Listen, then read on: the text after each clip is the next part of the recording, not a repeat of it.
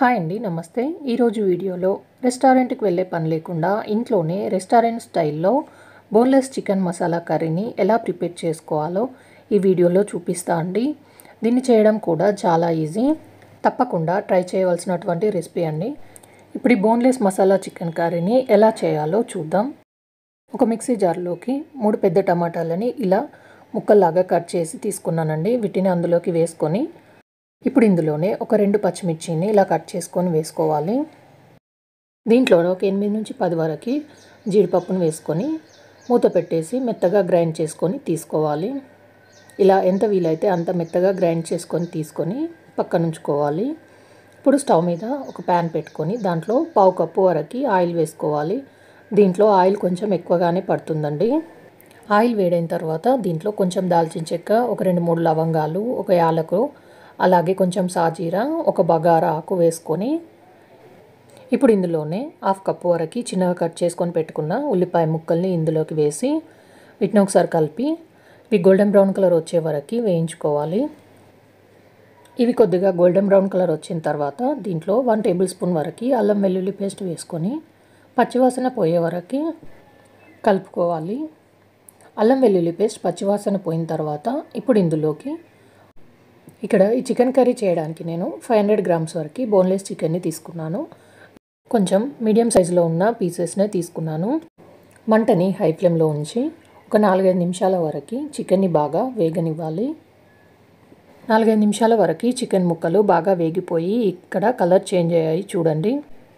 Chicken ముక్కలు ఆయిల్లో బాగా వేగిన తర్వాతనే ఇప్పుడు ఇందులోకి మసాలాలు వేసుకోవాలి. 1 టేబుల్ స్పూన్ వరకు ఉప్పు, మీరు రుచికి సరిపడా ఉప్పు వేసుకోండి. అలాగే 1 టేబుల్ స్పూన్ వరకు కారం, మీరు తినే కారాన్ని బట్టి కారం వేసుకోండి. 1/2 టేబుల్ స్పూన్ వరకు పసుపు, 1 టేబుల్ స్పూన్ ధనియాల పొడి, 1/2 టేబుల్ స్పూన్ గరం మసాలా వేసుకొని వేసిన మసాలాలు మొత్తం చికెన్ ముక్కలకి బాగా పట్టేటట్టుగా మొత్తం బాగా మిక్స్ చేసుకోవాలి. చికెన్ ముక్కలకి వేసిన మసాలాలన్నీ బాగా కలిసేటట్టుగా కలుపుకున్న తర్వాత ఇప్పుడు ఇందులోకి ముందుగా గ్రైండ్ చేసి పెట్టుకున్న టమాటా కాజు పేస్ట్ని ఇందులోకి వేసిన తర్వాత మొత్తం బాగా కలిసేటట్టుగా ఒక 2-3 నిమిషాల పాటు మంటని మీడియం ఫ్లేమ్లో పెట్టి కలుపుకోవాలి.